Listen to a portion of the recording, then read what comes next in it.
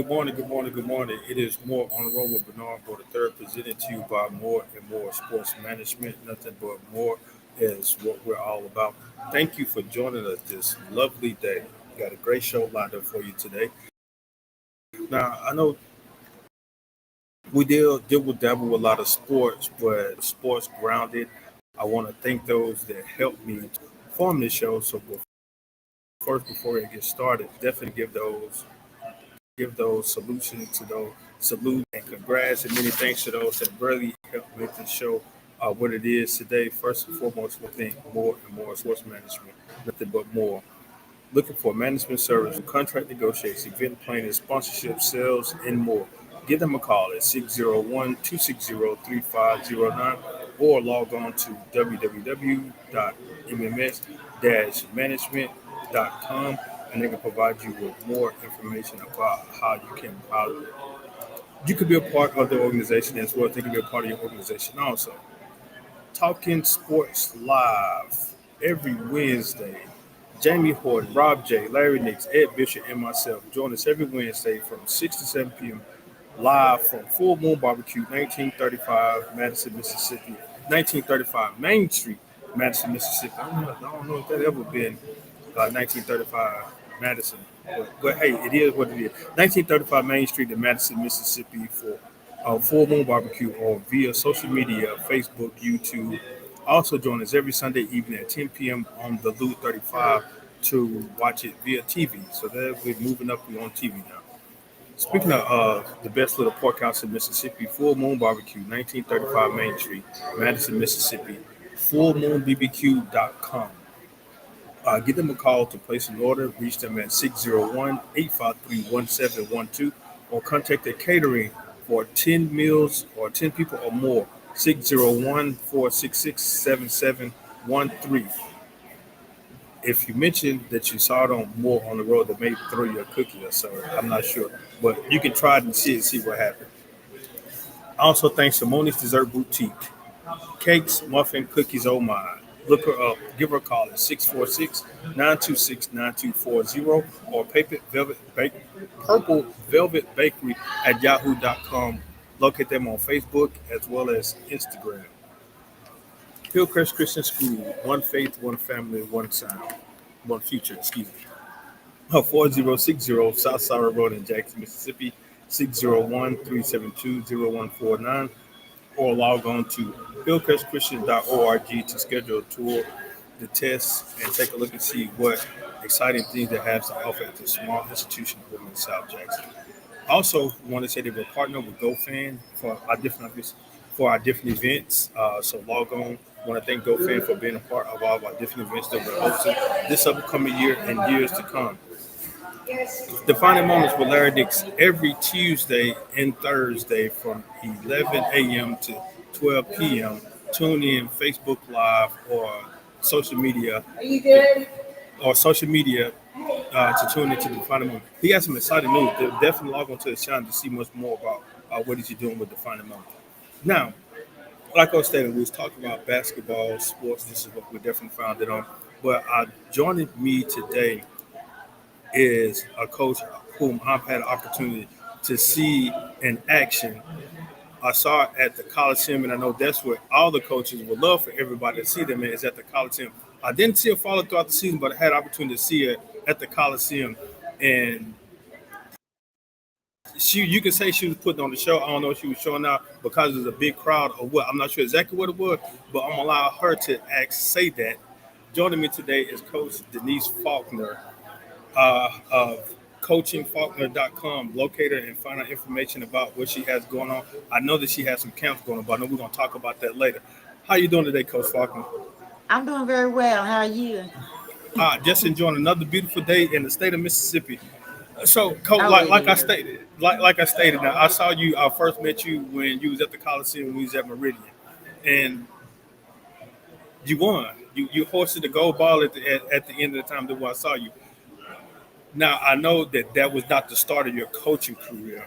Where did the Mm. coaching career begin for you to develop to be a champion as you are? I started at Heidelberg High School, actually. Heidelberg, the Oilers. Yes. Yes, That Heidelberg as Oilers. as a player and as a coach, or Yes, just I as graduated from Heidelberg a very long time ago, and I coached there for 5 years, right before I went to Meridian, actually. all right. Now, how does it feel? Sometimes I know being a former student athlete myself. How did it feel going back home to coaching on the stumping grounds where you began your career as a player, which I know you was probably that probably established your coaching career also because you look like you played guard, and as a guard, you got to control everybody, put everybody where they need to be. So, how was that going back to coach where you own your own stumping ground? Well, I mean, it's always great going back home. You know everybody.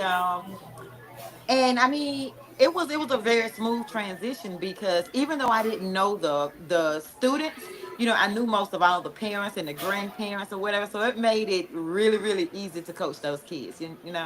Who are you gonna tell on me, when you get mad at me? And I and went I I literally went to high school with your parents. So and with that, how does that feel? Though you know the parents, and some of the parents know how you are, and even the grandparents because the grandparents saw you play.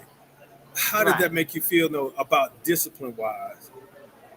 I mean, it was a piece of cake. It's kind of like, back in the day, when it took a village, Uh you didn't huh. have to worry about people going back, telling on you, and the parents coming to you, being upset.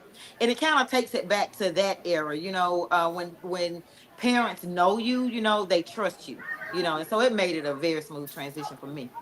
Now I I know. really enjoyed my Heidelberg days. Oh. Now, as a former athlete, a parent, and a current coach, how did you feel about when your parents try to come and tell you how to coach the team, especially when you was at Heidelberg because they know you, and sometimes they feel that they can come talk to you. How did that make you feel, especially at Well, Heidelberg? actually, you know what? To be honest, I never really had that problem. I didn't. I don't know exactly what it was. Now, I mean, they're fans, so I'm sure they talked among each other, but Uh-huh. I never had the problem of parents coming to me. And I didn't have that problem at Heidelberg. I didn't have that problem at Meridian. So it's just one of those things I've been blessed to do because I know a lot of coaches have to deal with that. But I can honestly say I haven't really had that problem. So you set the standards at the beginning of the season, parents. I'm coaching your child. Don't come in here bother me. If you want your child to do this way, don't put them on my team. So No, I think it was that trust okay. thing. And I always have a really good relationship with my players, so I don't know. It just kind of goes back to that trust thing, and I don't know. Maybe that was it, but no, I didn't. All of my parents have always had my number. I've always had an open door policy. And they've called me. Mainly about something that's going on with the child or something like that. But never really about playing time or anything like that because like I said, it was that trust thing. We had that relationship there, and they just didn't believe that I would mistreat their kids in any way. And I think that's what it boils down to. Players are I mean, parents are timid.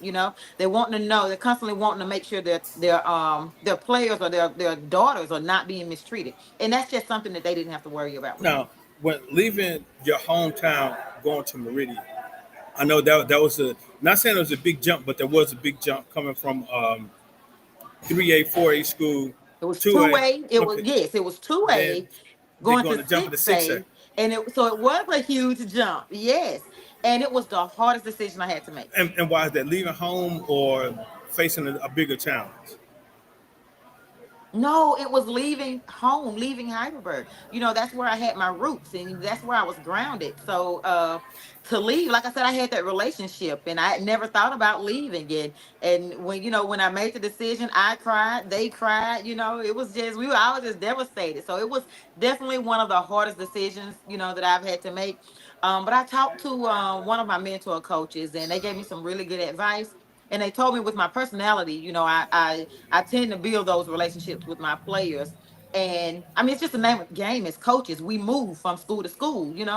Um, and every year you're going to have those kids that you don't want to leave. So it's just kind of something that, you have to get used to. And I mean, we see it every year when kids graduate Uh-huh. out, we have they leave us.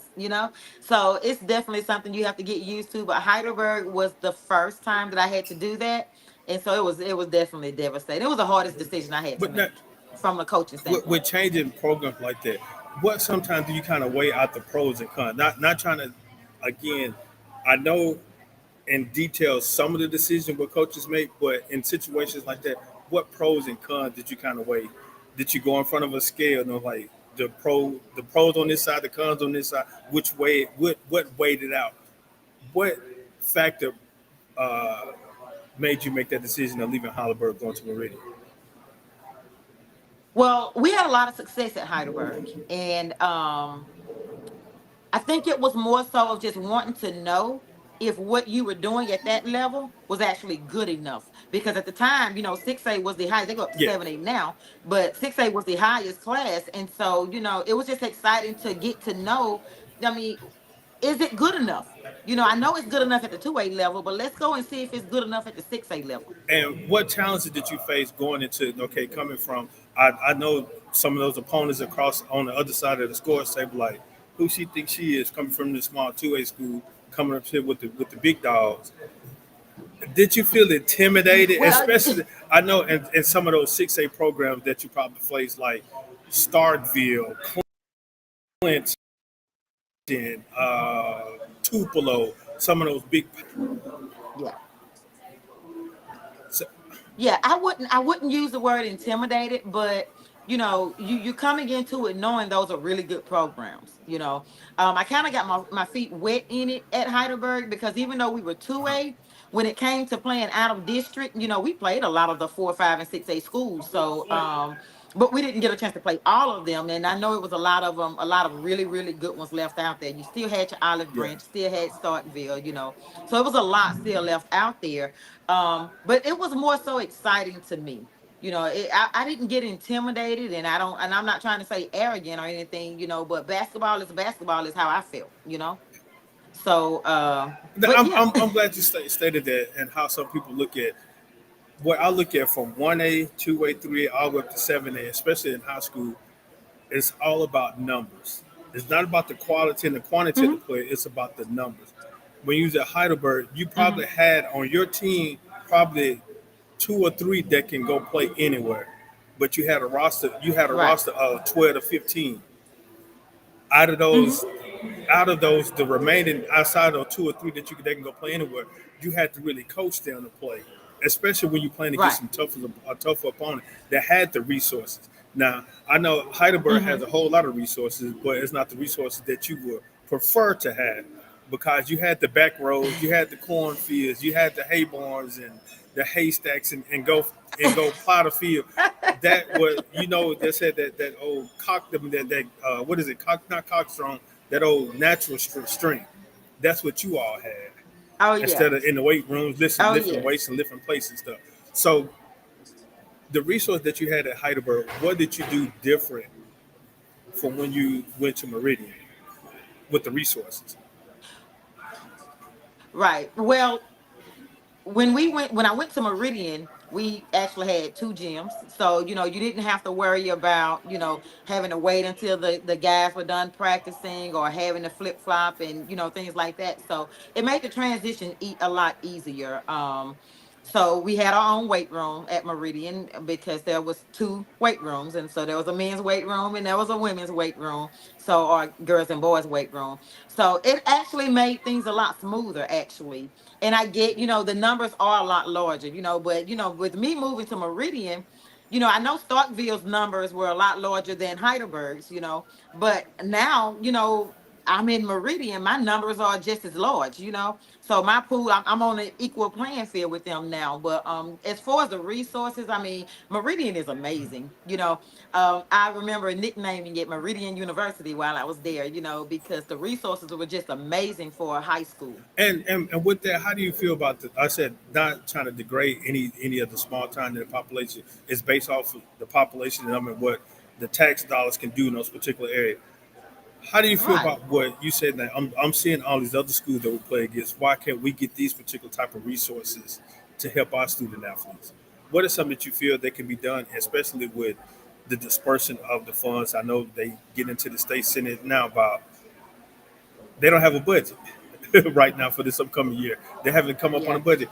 Things like that. How do you feel about that affecting what you're trying to do, especially when you're at Heidelberg? Well, I think the thing is, it kind of goes back to picking your battles, you know, and that's just not something us as coaches, have the power to control. So as a coach, your mindset, you can't focus on what you don't have. You have to focus on what you do have available. And being a coach is all about making adjustments. It's just like a roster. You're not going to always have a fully stocked roster. This past season at Jones, I played over half my season without a single post player. And you just kind of have to play the cards that you're dealt. And to be honest with you, it's not that much different. You just have to improvise. Like we didn't have a weight room at Heidelberg per se, but we had a couple of weights, that I was able to slide into the locker room and put into a corner. And so we were able to get it done. It makes it a little bit, I wouldn't say harder, but it's not quite as convenient. But as far as the dollars, some smaller schools just don't have the funds for it. So I think as coaches, we can kind of control the use of the resources that we do have better than we can control, bringing in those new Okay. resources. Again, this is More on the Road with Bernard Moore III, presented to you by More and More Sports Management. We're here talking with Coach Denisha Faulkner. Uh, like I said, when I first met her, she was hosting the gold ball. So I know she's the. I didn't want to interrupt her from that moment, and celebration and stuff, because I know when they're doing that, they got thousands of people coming into them. Some people that they don't know, supporters of the different schools, like, wow, where did you come from? Trying to get attention, get a hug, and touch the gold ball. But coach, what would you say? I know that said you've been in the coaching game now, so now, as I said, you got some years up under your belt right now. What would you say to Uh-huh. a new up and coming coach, though, especially not trying to degrade Heidelberg, because I've seen Heidelberg at the Coliseum multiple times for the past few years. Oh Not yes. just one, just We said were not just there, one side. It yes. was boys and girls. Um, what would you tell Yes. an up and coming coach about how to handle with lack of resources when you're developing especially a small program? Hmm. Just be creative. A lot of times, there are ways that we can kind of maneuver. Like I said, you may not have a weight room, but you know most schools have a weight room. It's not the issue that they don't have a weight room. It's that they may have one small weight room and they have football. They have multiple sports using it, and so it kind of certain sports kind of get pushed down. But just make the use of it. I mean, because you still have full body weights. So my advice would really, and I hate to sound so cliche and repetitive, but my advice, my honest advice, really would be to make the best of what you have and always focus on what you have more so of what you don't have. And I think if the focus is there, you'll find a way to make things happen. And now you see, I know you see some of those the Cinderella stories. Some coaches they come out of bring programs out of nowhere. They were the program of the backwood. Then they get this energetic coach in to come in and change the thing. And then just like you say, they find creative ways. And then sometime, now again, not trying to call any names in anybody. So don't think that I'm trying to get you to tear anybody down. That sometimes the administration or even other coaches will throw Mm. stumbling blocks in your path because they see you moving Oh and yes. they start throwing stumbling blocks in your path. What can you advise a coach, especially a young coach, how to maneuver through those stumbling blocks? Oh yes. Just have to understand that there's different types of leadership, and it's almost like a player. I've always told my players, if you are a player, you find a way to play for any coaching style. And administration, that those are like our coaches. And as a coach, we have to figure out how to maneuver in as many different coaching styles or administrative styles or leadership styles as possible, because otherwise we're going to limit ourselves and say, okay, we can only work under this type of leadership or we can only work under that type of leadership. And it gets tough now. And I'm not saying that it's always easy. it really gets tough because you're absolutely right to say that sometimes administrators and I wouldn't say that they intentionally do it, but they can place a lot of stumbling blocks, in the way.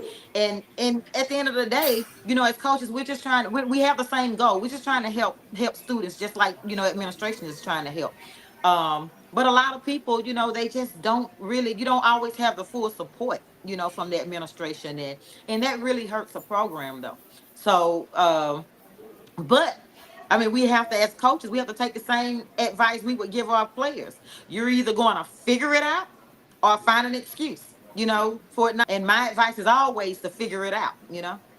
Yeah, and I like what you said. Though I always tell my players, and I tell my son, said, don't make an excuse, just make an adjustment.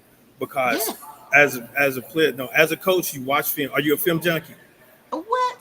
Yes. You have to Okay, be. yeah. Now, I there's no secret about the way my coaching style is.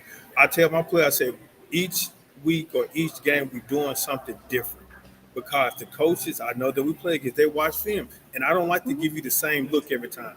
So I'm gonna mhm, try something different every week. Now it's going I'm not trying to confuse my players, but we're gonna mhm. tweak it just a little bit compared to what we did the last game.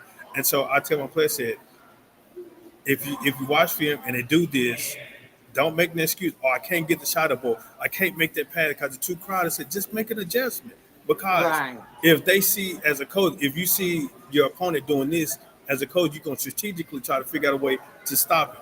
So don't get frustrated if they're not allowing you to your shooter to shoot. Make an adjustment. And I Right. always have to tell my players. I tell my sons them that a lot. But as one player said, just make an adjustment. Don't make any excuse. Now, with you being a film junkie, do you kind of push it off on your players also to watch film as you do, or do you say, "Hey, I want y'all to watch film and study, and come back and give me an assessment of what you watch"? Oh no, they do have to watch film. But you have to go a little bit further than just telling them to watch film. I do what I call skull study. Skull study is just us in the film room together, and it's almost like being in the classroom. It's a planned lesson, where we have specific clips and everything. I mean, there's an agenda. It's almost like a lesson plan, for it or whatever. So, but yeah, I mean, they have access to film to continue to watch. We do encourage them to watch it on their own, and they take notes and we collaborate that way. But you have to go a little bit further than that. It has to be something that's mandated. Now, with that, do you have your players to say, "I want you to specifically watch this player or this player," or also do you have your players go back and watch yourself play and grade your teammates, It stuff like that? 'Cause varies. It varies. It just depends on the situation at hand or whatever the team needs at the time. Sometimes, players do need to go back and watch themselves. Sometimes assistant coaches will pull clips and bring players in for one-on-one film evaluation. Like if it's some type of reads or whatever that they've been working on in player development, and we notice in games they're still not making the right reads or something like that. We'll easily just pull those clips and pull that player in and show them. And a lot of times, when they see themselves on film, they're like, why did I do that? I should have done this. And we're like, yeah, this is exactly what I was thinking when you did it. But yeah, so it's really good. And I think that is an under-taught skill, because one thing I found that a lot of players, they don't know how to watch film. So you kind of have to teach them how to watch and analyze. Even when they watch a basketball game, they're just watching the game. They're not really analyzing the game. yeah, I know I do that with my son. And sometimes a guy make a move, I pause the TV. I love now you can pause live TV. Say, hey, come in, come look at this. You see why they did that? Oh yeah, yeah. Now when watching film, well, when watching film of your players, I always tell my players that there are three different views. There's a sideline view from my standpoint. There's an Hmm. on the court view from your standpoint. Then there's the camera view that's up in the sky Hmm. that's watching everything. And Right. they make a play, they do something, and they come back with an excuse. Well, nah, coach, it looked like this, and then go back and watch it on film. Say, you sure that happened like that? Oh, well, now I see it now, coach. How do you feel about when you correct your players, but then they say they saw something different, but then when we sit back and watch film, it was what you saw, and as on Hmm. the flip side, and sometimes it's what they saw. How you kind of handle situations like that? Do you mean like sometimes like if I'm wrong when we Yeah, go back and they were if right? you wrong, you were And they wrong were, on. Like I oh, it said, happens. It happens all the time because the game is so fast. And sometimes, I'm looking at one thing and I catch something else out of my peripheral. But uh, I always get my bench involved. A lot of times I turn around, it can be the last person on the bench. I'm like, hey, whose help was that? And I get furious if they can't answer that question. But that's something that we do in practice. They know if I ask you a question, you need to know it. Um, and it's always exciting, especially at the high school level, because if I turn around and I ask a player, "Hey, whose help was that?" and they tell me, "Hey, that was Sarah Sue's help right there. She was stuck over there. She was doing this," and they can tell me exactly what she was supposed to do. Hey, you go get her. So it was a way for them to earn some extra playing time because I know you know what you're doing. You just told me, what she did wrong. But then sometimes, like I said, we don't see everything, and I have no problem coming back saying, "Oh, that was my bad. I thought this happened, but you were right. I apologize for that. You were absolutely right. I'm guilty of I've chewed a kid out in a game before. I mean, subbed them out, chewed them out, didn't want to hear what they had to say because I know what I saw. And when I got the film, I was like, I thought I saw it, but and I have no problem, going back apologizing the next day, and it kind of helps build that relationship with the players too, uh-huh. because I'm human too. I'm not always right. Now let's go back to your Heidelberg days. Hmm. Now you knew how you were on the court. Hmm. You saying, I bet you saying that you were the stuff. I'm throwing an air quotes up, but I'm just teasing. Oh So no. you saying that you were the stuff on the court. You graduated, went played collegiate ball, played some bricks, all the good stuff, and then you got into coaching, and you offered you given a job at Heidelberg. You're excited, yes, and then you get in there and you start coaching. You see some players look like, why did they do that? That's not how you're supposed to do that. And you want to go out there and show them how it's done because Hmm. that's the way that you did it when you played. And the coach had to correct you a couple times. And so with your playing and your coach correcting you, and now you know how to do a little bit better. How does it make you feel sometimes when you see players, you know they had the potential to do it, but then they don't do it the way that you see is best for them to do it? uh well, you're gonna definitely see that a lot. Because the whole realm of if things are changing, with kids not playing outside anymore, just the athleticism is different. So a lot of times I have found that certain things, depending on what it is, they can't do it that way. Sometimes players, especially at the high school level, just don't have the fine motor skills to do it that way. But it just boils down to player development. And as coaching, just kind of evaluating your players and finding out what's best for them, what's the best fit for them. It's more than one way to skin a cat. And that's one of the things that I had to learn early in my coaching years, because like you said, I expected everybody to do things exactly the way I did it. And it just doesn't always work out that way. Yeah, I know I'm kind of frustrated. I mean, I'm guilty of that as well. Yeah. Have your players ever challenged you? But to my, oh, coach, you still can't do that. You can't do that, coach. Oh, I can't. I'm old now. They know I can't. I always keep a young, fresh assistant coach though. Not coach. Now you know you're not gonna let them. I know they. I'm still getting called out right now, and but I just been having an issue with my foot, and so that's why I said let me get my foot together. I get out there, and I tell them I said one of my former players, he is 6'7", 6'8", and I'm Hmm. 6 feet. He's like, Coach, I dog you. I said I wouldn't even let you touch the ball. I said I know how to beat you. Don't even let you touch the ball. He said, Yeah. Coach, come on. I said, let me get my foot together. I'll be out there. And sometimes, even as the coaches, we get out there and play with the guys. I be telling them, I don't play hard. I play smart. I can go out there and be just as quiet as can be, but I bet you I make a greater impact than you do. You shooting all them shots. We're talking about coach. I play defense. I know how to control the game, the tempo of the game. I don't have to Yeah. score to make an impact. And so Yeah. they trying to call me out like that. Say, yeah, but just let me get my foot together. I said, I'll be back out there. But coach, still get out there and run up and down the court with him. Like, now, again, don't go back to your high school days where you trying to put up 40, 30, 30, 40 points now. Like I put Well, together. I wouldn't say that I've had any to call me out, but sometimes you have to get in there when you have like a little knucklehead, somebody that's hard headed. Yeah. So I know I once coached this kid that she had a tendency of when she shoot the ball. I mean, she was an amazing shooter, but whenever she would shoot the ball, she would bring the Uh-huh. ball all the way down below her waist before she brings it up into her pocket.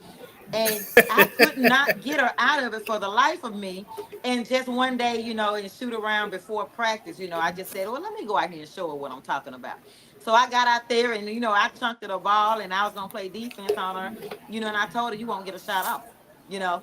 And she's like, Coach, you old, this and that or whatever. And so every time she would get ready to go into her shot, I would never close out on her up top. I would just keep my hand down kind of low where I knew she would bring her ball, and I would strip it from her every time. And she got a little frustrated, and I said, I've been telling you, if my old tail, if I was about 40 at the time, so if I can get a hand on your ball, I know that 17-year-old is gonna, she's not gonna let you even get a look at the rim. So, it was kind of fun and funny there, and she got the idea then. Yeah, and see, that's what I try to explain to, especially to my players, especially with their shot.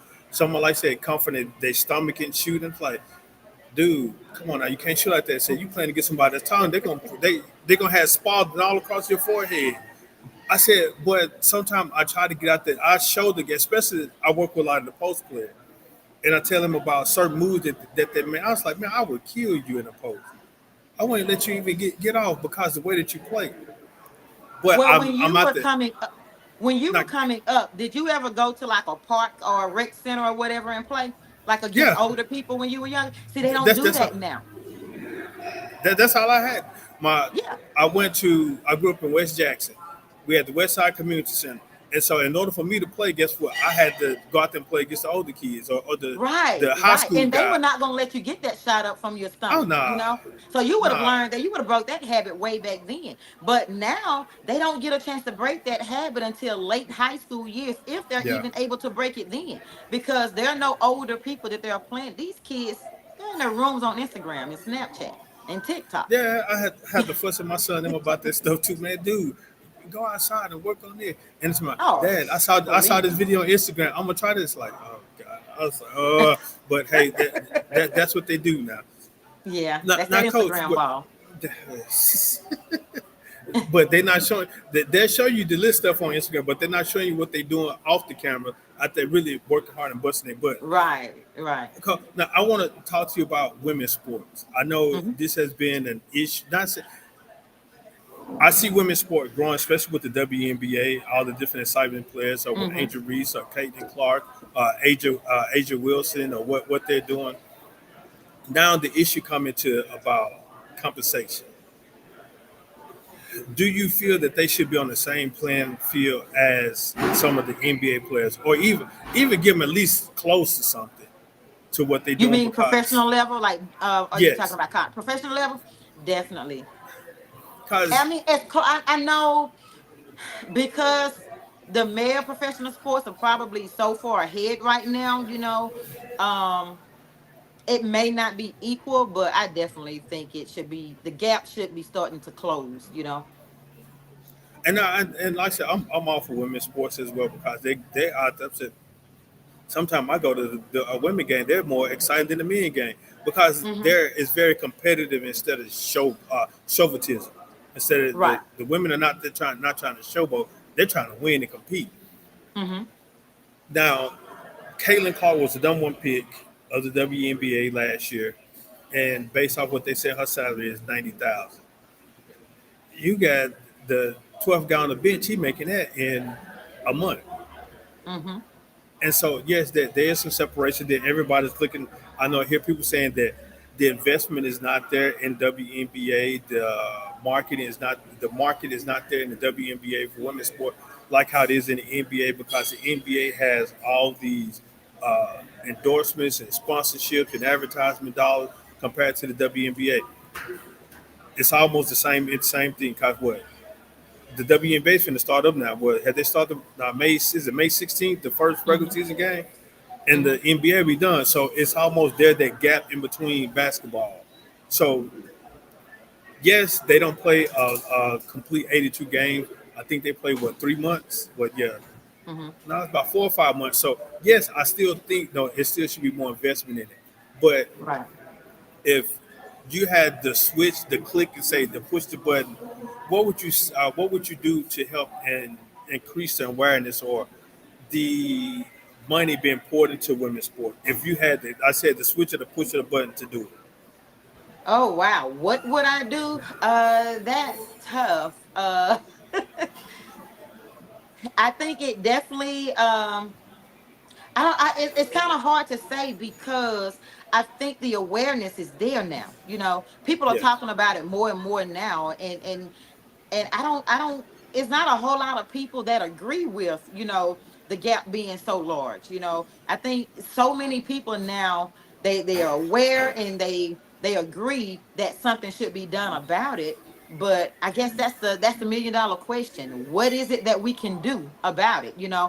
If there is something that I'm able to do, I would love to know what that something is. What do you think about potential expansion? Because what they have is it 18 teams now in the Well, WNBA? that would definitely help, but I'm not. That would help in terms of, having more availability of more available spots. Because right Uh, now we have like some really, really, really good players getting waived. A lot of yeah. people that does not deserve. They don't deserve to get waived. They're having to be waived because of that funding and because of the limited spots. But if you increase the spots, I don't know what that does to the money. You know, Like I said, Maybe they need that to amount of pour more money into now it. has to be spread out and it goes down. Yeah, that could also, or they, like I said, they can go ahead and pour more money into it because I think it is a good source of entertainment because that's what I say professional sports is now, and I have to constantly pour into my young men that's on the basketball court. Do not do what the NBA players do right now because it's all entertainment. The Euro, they take 3 steps now, and you take 3 steps in high school basketball, they're gonna call traveling, and then they're gonna look at me like, "Coach, what did I do?" Yes, you travel. Oh, LeBron James did that. You're not LeBron, so you can't do what he do right now. Now, in reference to the expansion, would you like to see an expansion team come to the Mississippi area, a Oh WNBA yes, team? definitely, definitely. Now, Why not? we had a couple of women professional teams here. The Mississippi Lady Lake, Lakers. yeah, the Yeah. Lakers. Who else? Gosh, she has one that I'm looking at her face, but I can't think of team. I know the men's team are the Raptors. I can't remember I don't what she know, but I do. know Asia Wilson was at one Yeah, point. Asia. Yeah. Yeah, Asia That's what I'm Wilson. talking about her. Yes. She has one, but I know the male team was the Raptors, but I can't think of the females. Yeah, I don't know what the name of the team that she started, but yeah, Yeah, and I I know think what I know who you're talking about. So. then our Lisa, Coach Lisa, she has the Phoenix, Oh yes, yes. Alisa and Thomas. so yeah, so it's been quite a few, and they've had some good players to come out to Hmm. because I seen a lot of the game. Actually, I did the streaming for the Lakers and was working with Elisa with her team also. Okay. So, what do you think about we getting an investment? We go ahead and putting together try to get an expansion WNBA team.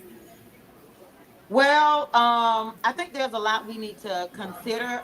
For one, it would be, I mean, more than amazing to have a WNBA Yeah, team here. But I guess we just have to wonder, ask ourselves, would it make sense? Because we would want it to come here and be able to thrive. You know, yeah. so, but yeah, I mean, that would be amazing. As long as we, figure all the logistics of it out.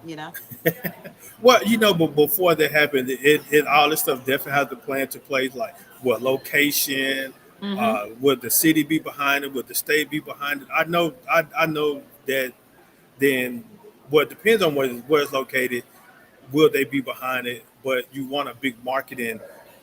It's kind of hard to find a market here in Mississippi right now because it's constantly changing.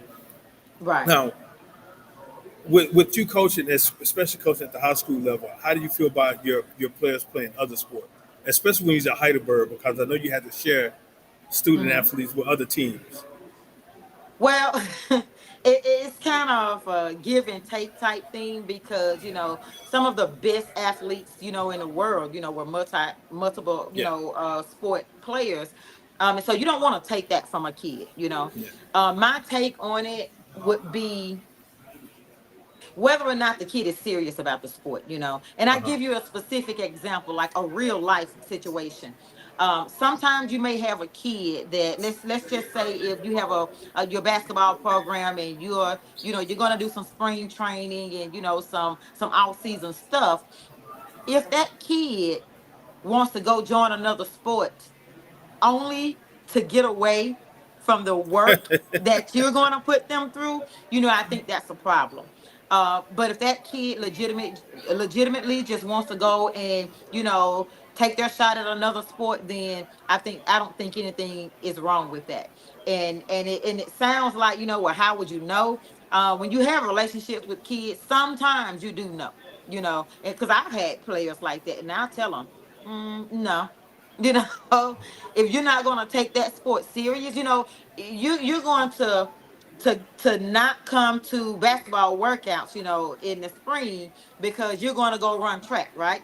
Fine, cool, that's great. But if I pop up at track practice 4 days out the week and you're not there, like what are you really doing? And I talked to the track coach and you've only been to 2 practices, but you're telling me, you're at Yeah, track track. practice. You know what I'm saying? Yeah. So it just depends on what the kid because you can't, it happens. Sometimes kids just try to get out of it, and it's kind of hard to police that, but I'm ultimately not against it. I think female sports are a little bit different from male sports because you have football and basketball. They kind of collide a little bit, but Yeah. with female sports, you have volleyball and basketball, and a lot of times the practices they don't overlap. So I personally haven't had a problem with athletes playing multiple sports. I haven't had the same issue that maybe on the boys side, having to deal with football. And even then, like I said, it's give and take because you don't want to take that from a kid, but you also have your program that you have to prepare for because seasons are won in the off season. Off season. Yeah. And I stress that a whole lot. So I tell guys, championships are won in off season, not during the season. They won Hmm. in off season by all the hard work that you put in and to leading up to that season. Now, in reference to sports and today's youth, like I said, and sometimes some of your best athletes are just still walking around campus and not playing, participating in sport. What do you think that we're losing in some interest in the youth being involved in some type of extracurricular activity? Maybe the answer is in the old fashioned PE classes. What are those? Just general PE, general PE back when I was in school, you and I were in school, they had a curriculum. And I mean, and a lot of times the coaches were the PE teachers, Yeah, you know. And so if you're a PE teacher and you recognize that this kid, during the weeks that you guys are working on basketball or whatever sport it is, you notice the athleticism in this kid at an early age, you should start pulling that kid in, having those conversations with that kid, having those conversations with those parents. yeah, and I know, like I know, I studied physical education in college. My teacher, one of my teachers, I always told her the 3 R's. Don't be the 3 R. Read, roll, and relax. She said, don't check the roll. Don't roll the ball. I mean, rolling a ball out there and sit back and relax. So you have Right. to be more active and creative, and that's how I can say some. Not trying to knock all the PTs out, but that's how some of them are now. They just A throw lot a of ball them. out there and not being involved in what's going on, Right. teaching different sports. And I know when I was teaching it, my teacher, well, this one a few years ago, my teacher told us we had to come up with a curriculum. We couldn't just tell them to play basketball. We couldn't just tell them to stick to one sport. We had to do volleyball. We had to do football. We had to do different sports, and we had to have a curriculum for it. And we Well, had the test for it. you know how the state provides a curriculum for like your English and Yes, math classes. yes. They actually provide one for PE too.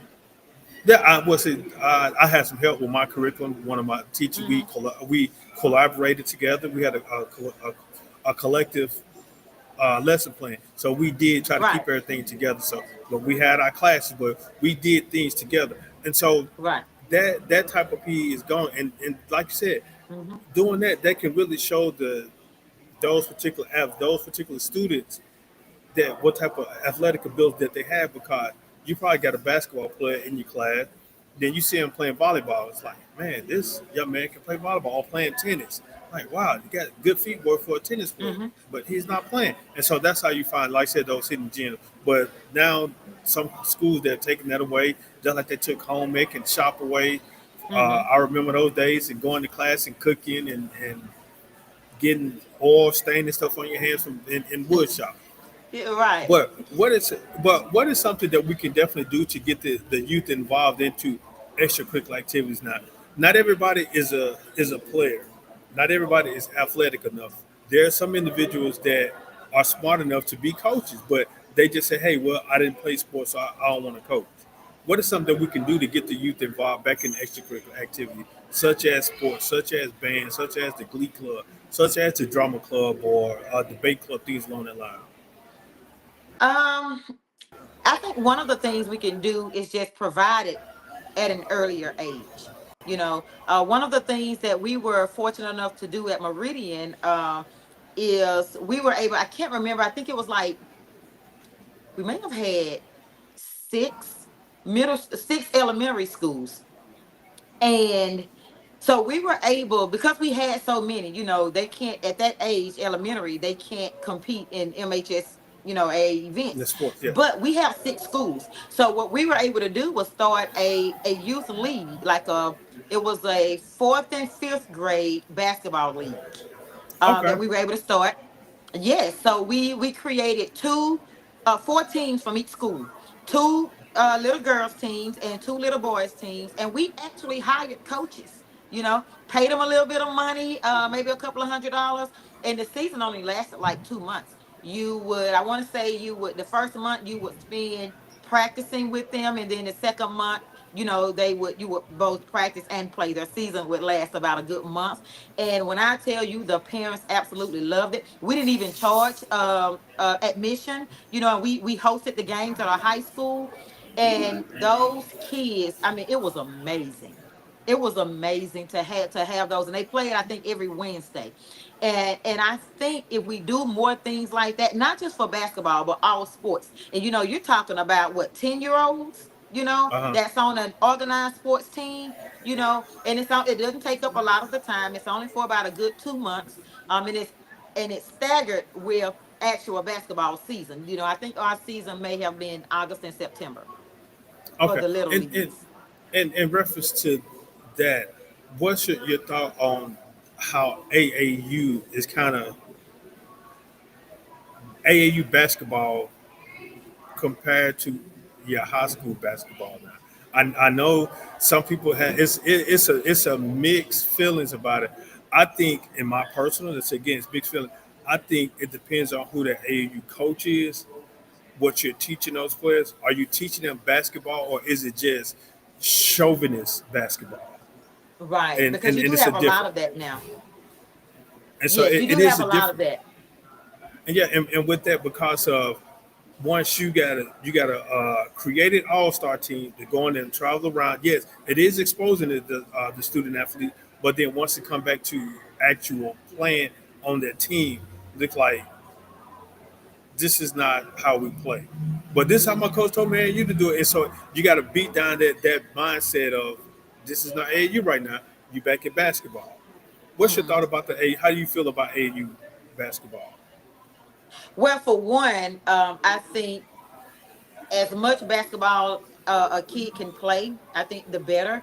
Um, as long as they're still able to get the training in. They shouldn't be playing more than they're practicing. You know, but it's a little bit different because I'm certainly not against AAU. I absolutely love it. I love the platform. I love what it brings to the table, and the opportunities that it provides to our players.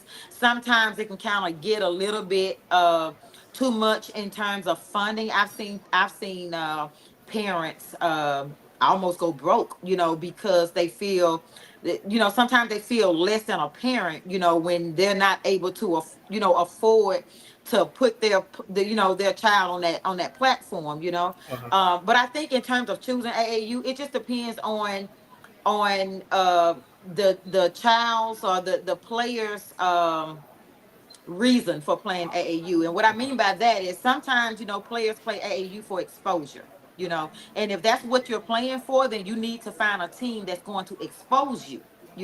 But then you have some players playing AAU because they need some extra playing time. They need some extra playing reps, to get better. Uh-huh. Well, some of those players are not ready to showcase those talents because, they're not good enough yet. And if you put those type of players on that stage, then they may end up hurting themselves more than helping themselves because coaches are watching. So if you're playing for that, then I wouldn't advise you to go out on that particular court. Maybe you need to be over on the other courts, or maybe at the Okay. smaller tournaments or something like that. But yeah, so it just boils down to why you're playing. I think you need to choose a team that matches your why. Yeah, and like I said, I know a lot of AAU coaches. Well, I'm not gonna say AAU coaches. A lot of coaches that work with AAU players and AAU teams. Like I said, there are some good coaches. Like I said, it depends. It Yeah, depends on who that coach is, who is running yeah. that program, because I know that they're gonna get the basketball teaching, And not just some of going them up there do and saying, player development, yeah, and everything. Some of them, I've been to some AAU practices or workouts, and it's amazing. Like they're actually teaching basketball, they're teaching the right things. yeah, But you are absolutely right. There are some AAU coaches that they're just doing it for their own personal clout, and it's not really for the player. And I think it's always smart for parents and players to recognize that, and that you may not want to waste your time with some people, but there are definitely some really good AAU coaches with some really good intentions. yeah. Now, speaking of development, I know that you're doing something right now, just because I just got a message on one of my social media profiles in Hmm. reference to this virtual training that you have going on. Hmm. Tell us about the virtual training. Okay, so from my experiences, and I get really excited when I'm I talking see about this, that. but from my experiences, I've coached some really, really good players. And I have found that a lot of times, you have gym rats, right? They Yes. stay in the gym, but there are a lot of complaints. Like, I get calls all the time. Hey, coach, can you send me a workout? Like I want to go to the gym, but I don't know what to do. I don't know, they don't have workouts. They want to put the work in. And so a lot of times they go to the gym and they just get shots up, because they really don't know what I know. Even if they'll say, well, I need to work on my ball handling. What does that mean exactly? Because that can mean a number of things. Like, what parts of your ball handle, like what is the issue. And a lot of times, players just don't know what to do. I mean, it's good if they have a personal trainer, when they're going to go in and they're going to work out with their trainer. But a lot of times, players can go in the gym by themselves, Yeah. or even when they go with a personal training. I think when you go to the gym, there needs to be a plan. Otherwise, you're just in the gym. You know what I'm saying? And you're Yeah. not going to get any results from that. So I devised this program that stems from Coach Faulkner, the brand, and it has a guard developmental section and a post developmental section, and those are actually basketball courses, not just online training. It's not just virtual training. It's actually an online course. It's more so of a course, and Okay. it kind of helps those players that they're gym rats. They work out all the time, but then they may not see the results in the games. So I mean, it's a very strategic plan. I mean, I really want to show it to you, just so Yeah. you can see it. But I can't give it away like that. But it's definitely something that's going to be groundbreaking. Once everybody just kind of dive into it, it's going to be groundbreaking. Yeah, and I know I'm gonna flash up the website, coachfaulkner.com. I know I went on there, like I said, Mhm. you sent that little clip to me about the different workout. I think sometimes like it is needed, because again, some players think about basketball is just about scoring. That's not Right. about. It's not all about scoring. some of the great players, they're a whole player. Some of the great shooters are not just shooters, but you can see somebody that shoot it. Well, I need you to go in and shoot this shot, and then I'm gonna pull you back out because you're not a good defensive player. And it's like, coach, Right. you coach it. All right, go sub it. Like you said, I saw you playing time. Go sub you in. You get in, make a shot. Yeah, yeah, yeah. Then coach pulling back out. Why? Coach just made a shot. But like I said, Yeah. they're not the And you whole just gave player up that, one that, too, that you right? need. Yeah. So now I need you on defense end too, instead of down on the offense end. But if Right. you like more information, or go log on to a website, coachfaulkner.com. Is there any other way that they can contact you, to learn about the virtual training that you have going on? Yes, they can find me on social media. My email is Coach D Faulkner at yahoo.com, Denisha Faulkner at gmail.com. But CoachFaulkner.com, you go on, there's a virtual course section there, and it gives you all the information. If you have any questions from there, there's a link to my email. Feel free to shoot me an email with any questions. Now, Coach, before we get ahead, well, first and foremost, I want to thank you for your time, talking about basketball and about your time in Heidelberg. And the first time we met when you was on the court, I know you probably looking like, I'm not talking to nobody. I'm finna go celebrate, so I can go home. But again, I want to thank you for your time, and also accepting the request to come out and talk about what you do, and how great of an impact that you make. Is there anything else that you would like to share? And no, I thank you so much for having me on. This was so much fun. I love doing things like this. So hopefully you invite me back one day. No, But you're more than welcome. But now I'm gonna say this. Now my show is called More on the Road, so I do travel. So I'm probably gonna have to okay, come to where you are one day, and we're gonna sit down and interview and chat, and then you can probably there you give go. some live demonstration. There you go. So now There the you go. people that y'all heard this people now. So she said that she's gonna be a guest. Now if I email her, give her a call, and she say, nah, like baseball, three strikes you out now. Oh And no. so, if she turned me down three times, if she turned me down one, I'm gonna tell you about it though. But I know that she's not, because she's very receptive and humble enough to come on and join us today. But coach, Oh again, yes. I really do appreciate your time, and yes, you will be a guest again. Like I said, next time we're gonna be live, because I want you to send me a demonstration of your virtual training. But now, see, Okay. I'm an old school basketball player. I'm not with all of this, but this crossover stuff, this all Oh Euro no. step. Nah, I'm Oh just gonna no. shoot it and take it to the basket. If I got to Yeah. step on you, I'm taking that step. If I can't get there, I'm passing it and try to find somebody else to shoot it. Right. Right. But coach, again, I really do appreciate your time. Though, hey, wish you well though on anything. If anything that I can do with us and with more on the world, more sports match, you definitely let us know. Thank you so much more. Yes, And ma'am. thank you for having me. You're so very welcome, Coach. Again, that was Coach Faulkner, Coach Daisha Faulkner with CoachFaulkner.com. You see her website. You can definitely go on and find more information. CoachFaulkner.com to learn about more about what she can do, your virtual training, and how she can be a helpful hand to you. But now, it's time for us to get out of here. We got to go out and enjoy some fun. Thank you guys for tuning in to More on the Road. But as always, I always say when we get out here, much love to you guys. Love, peace, and soul greets all that good stuff. You know how we go. Much love.